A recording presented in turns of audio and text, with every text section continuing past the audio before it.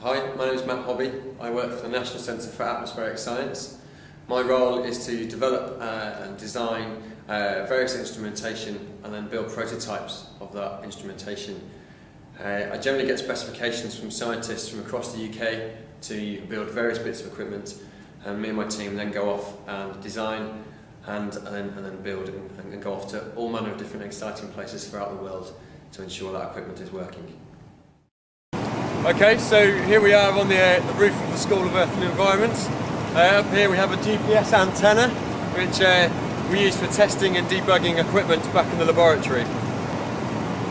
So we use GPS signals to provide a timing synchronisation signal with all other instruments.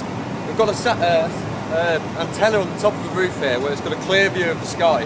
Since GPS uses lots of satellites, we need to be able to see the sky where the satellites are to get the timing signals for synchronisation.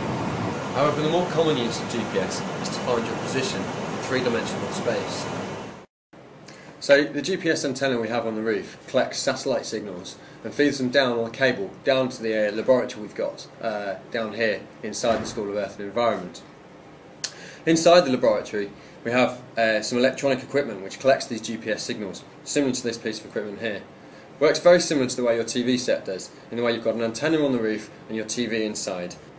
So the signals transmitted from the GPS satellite are very similar to those that you receive your Radio 1 or Radio 2 from. Those signals travel through space at 3 times 10 to the 8 meters per second. If we know the time delay between the satellite and our receiver, we can use our speed distance time equation to work out the exact distance to that satellite. So from our speed distance time calculation we found the distance to one satellite. We therefore are on the locus of a sphere from one satellite. Similar to this, with obviously our satellite in the middle, there we go. If we carry out this same process again with a second satellite, we'll find ourselves similarly on another locus of another sphere, the second satellite there.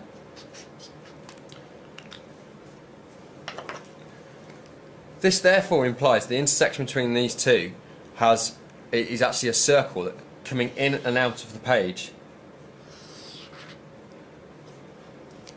We take a third satellite and find our distance to that.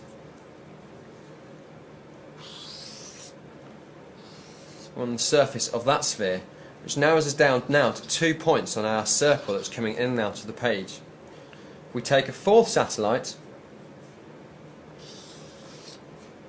and find our distance to that.